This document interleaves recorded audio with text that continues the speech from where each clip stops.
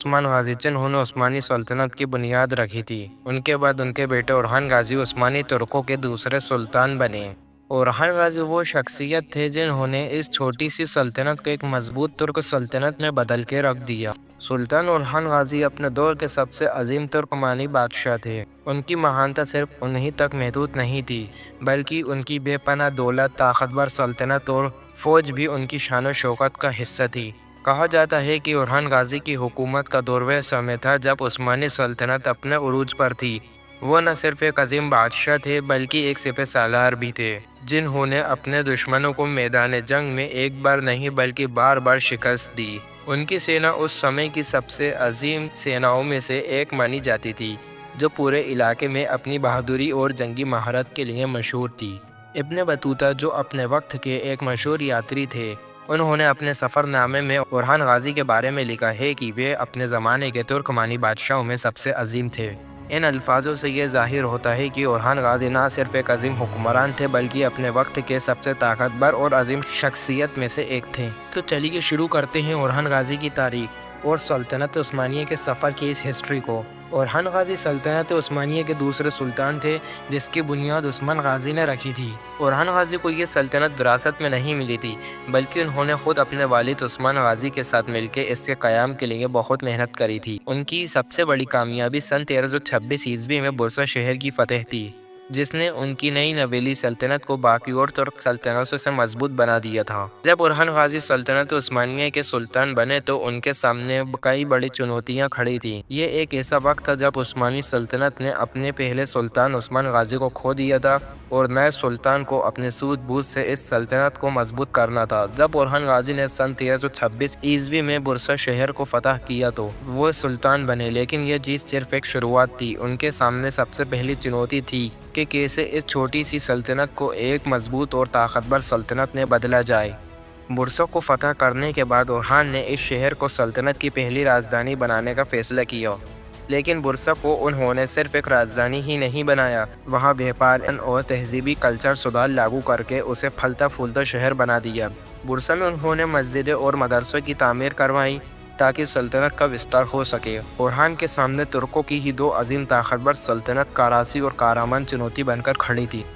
اب اورحان کے پاس دو آپشن تھے، یا تو وہ ان کے ساتھ شامل ہو کر ان کی اطاعت قبول کرے یا پھر عثمان غازی کی طرح اپنی خود مختار ریاست کو مضبوط کرنے کے لیے انہیں فتح کر کے آگے بڑھے، کیونکہ یہ ممکن تھا کہ بازنطینیوں کے ساتھ مل کر کاراسی کبھی بھی عثمانی ترکوں کا ہمیشہ کے لیے خاتمہ کر سکتا تھا۔ اورحان غازی نے اپنے والد کی طرح آزاد رہنے کا فیصلہ کیا اور اپنی جدوجہد ان کے خلاف جاری رکھی۔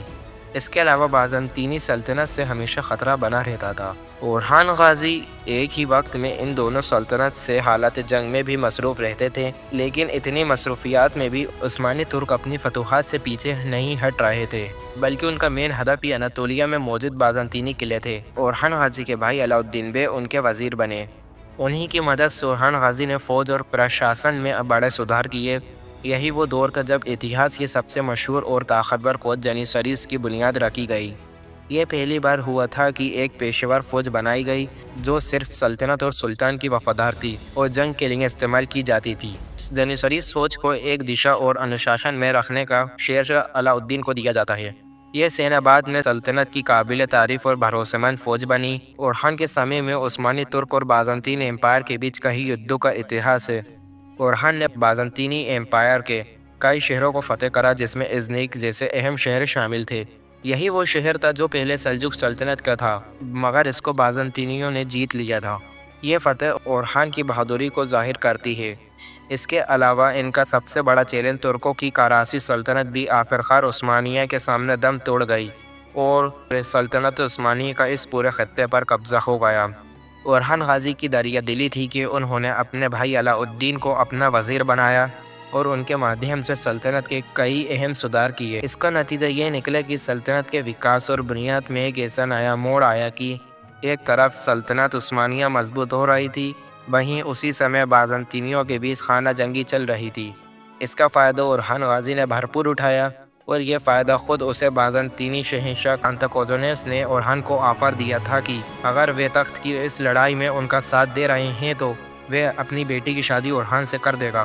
اورہان غازی نے ایسا ہی کرا اور اس طرح اورہان بازنطینیوں میں شامل ہوا۔ اب بازنطینی شہنشاہ اورہان کا سسر تھا۔ اب عثمانی ترک یورپ کے بہت قریب آ گئے تھے، بس یہ دریا ان کے سامنے رکاوٹ بن کے کھڑی تھی۔ اسے کسی بھی طرح پار کر کے عثمانی ترک یورپ میں داخل ہونا چاہتے تھے، لیکن یورپ کی طاقتور فوج اس کے پار کھڑی تھی جو انہیں کسی صورت دریا پار نہ کرنے دیتی۔ لیکن اس کا بھی موقع خود بیزنطینی شہنشاہ کانتاکوزنوس نے اورہان کو دے دیا۔ انہوں نے ایک بار پھر سلطان اورہان کی فوجی مدد مانگی۔ وہ چاہتے تھے کہ اورہان ان کے بیٹے کو بازنطینی شہنشاہ بننے میں مدد کرے۔ سلطان اورہان راضی ہو گئے، لیکن ایک شرط کے ساتھ، اور وہ شرط تھی کہ سمندر پار یورپ کی سرزمین پر گولی پولی میں عثمانی کو ملٹری بیس قائم کرنے دیا جائے، جس کے لیے کانتاکوزنوس مان گئے، اور اس طرح عثمانی ترک نے یورپ میں بنا خون بہائے قدم رکھے۔ سلطان اورہان نے اپنے بیٹے سلیمان کی قیادت میں یہاں ایک ملٹری بیس قائم کیا۔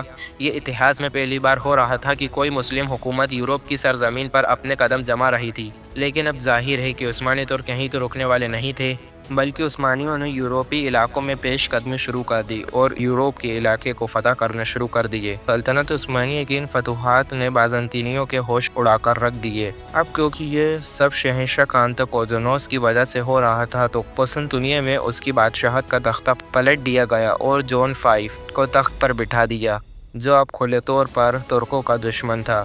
ادھر سن 1362 میں عثمانی سلطان اورہان غازی کا بھی انتقال ہو گیا۔ اورہان غازی کا انتقال ہو چکا تھا، لیکن وہ اپنے پیچھے ایک مضبوط سلطنت چھوڑ کر جا رہے تھے، اتنی مضبوط کہ رومی بھی اب ان کا مقابلہ نہیں کر سکتے تھے۔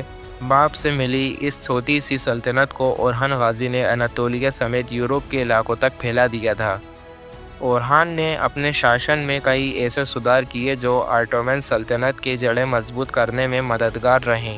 انہوں نے نئے قانون بنائے، پرشاسن کو سدھارا اور تجارت کو بڑھاوا دیا۔ اس سے سلطنت کی ترقی میں تیزی آئی اور سلطنت عثمانیہ ایک مضبوط اور خود مختار سلطنت بن گئی۔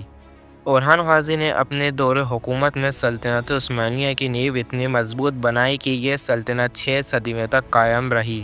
ان کی اس قربانی کو بھلایا نہیں جا سکتا، کیونکہ انہوں نے آٹومن ایمپائر کو ایک مضبوط سلطنت بنانے میں بہت ضروری کام انجام دیے۔ اورہان کی کہانی ایک ویر اور قابل حکمران کی کہانی ہے، جنہوں نے اپنی سلطنت کے لیے اپنی زندگی قربان کر دی۔ ہم جلد حاضر ہوں گے آٹومن ایمپائر کے اگلے ایپیسوڈ میں۔ ویڈیو اچھی لگی ہو تو لائک، سبسکرائب اور شیئر ضرور کریں۔